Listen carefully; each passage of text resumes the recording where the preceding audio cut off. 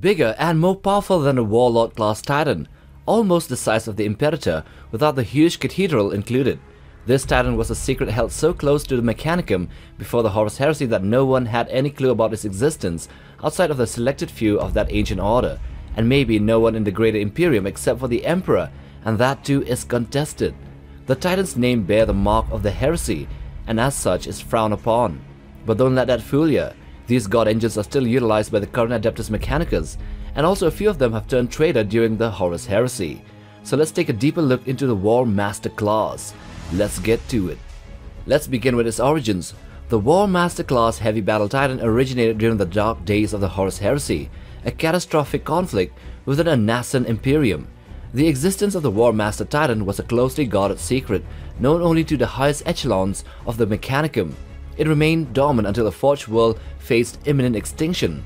The emergence of this Titan was initially dismissed as a myth, but its devastating capabilities became evident in rumors and stories of its apocalyptic abilities, including the destruction of entire Forge Fanes. In battle, the Warmaster Titan is an unstoppable force, designed to withstand attacks that can put down a Warlord, and it is armed with weapons of complete annihilation, superior classes of plasma destructors, and Titan-grade Revelator missiles.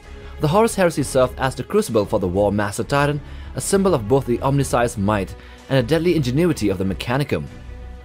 According to Imperial records, a Warmaster Titan has more crew than a smaller Warlord Battle Titan, and definitely more so than the Warbringer or the Lesser Reavers and Scout Warhounds. The Warmaster Titan has a total crew of about 9 to 15 in its head compartment, which had more space and armor than the others. So in short, it has one Princeps, which was the main pilot of the Titan, to be linked with the machine spirit and combat its will constantly to master the machine. There are also 3 to 6 Moderati, which would take control of different sensory and weapon systems of the God Engine. And then there are Tech Priests and the Lesser Servitors, Clades of Servitors. All of them need to work in conjunction and in sync for the massive Titan to work efficiently. Now let's take a look at its size and armor. While the Warhounds are 12 meters tall, the Reavers are 22 meters, and the Warlords are 33 meters in height, the Warmaster dwarfs all of them with its imposing stature of 41 meters or 134 feet in height. Its main power plant is situated in the back and is a unique one-of-a-kind power generator called the Omega Primus Plasma Reactor, and yeah, it also has secondary weapons reactors for the massive guns it possesses.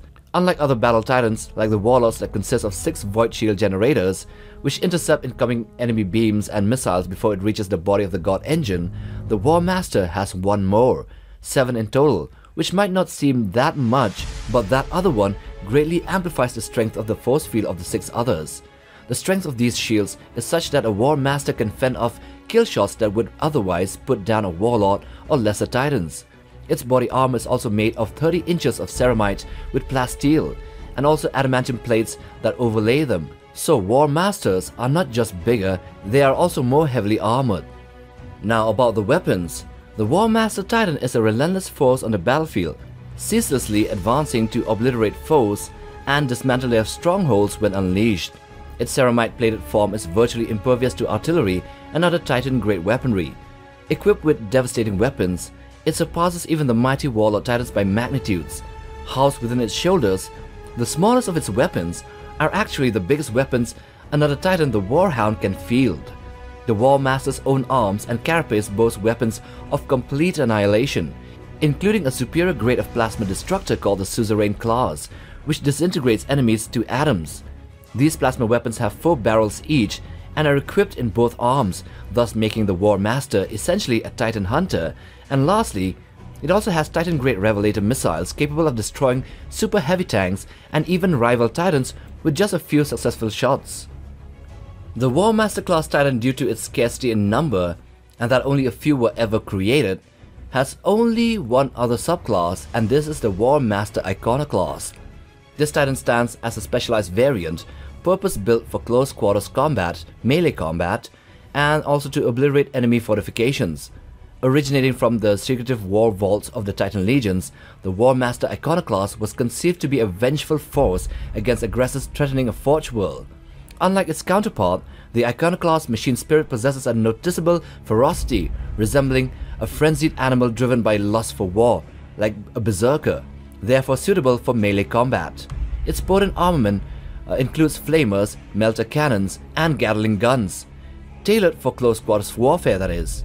The iconoclast arms are equipped with Krios siege drills or graph imploders and desolator chainswords, which are specifically engineered for eradicating armored vehicles and entrenched foes, which, with modifications to its plasma reactors and reconfigured void shields, the Warmaster iconoclast can push through fortifications and turn the structures into rubble in a matter of moments.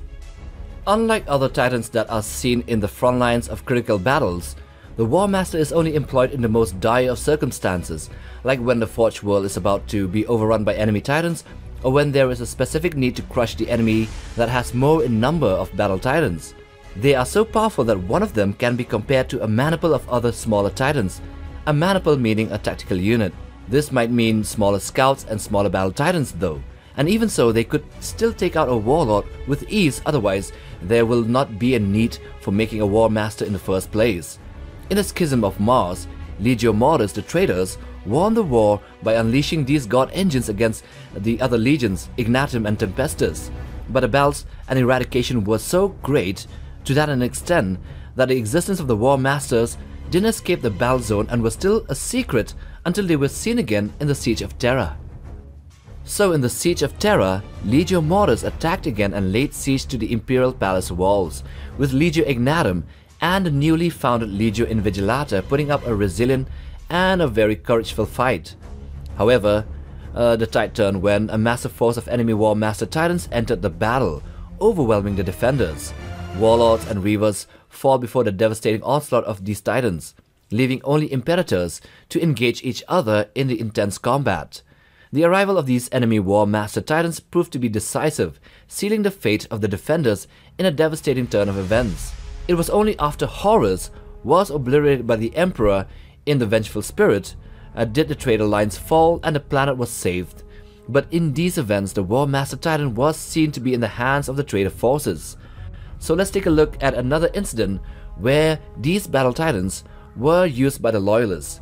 So in another battle far from home, the Loyalists also unleashed their own War Masters in the Siege of Taravo Anor, where traitor forces laid siege once more to the Forge World and unleashed many maniples of titans in their attack on the capital city called Nova Vistra.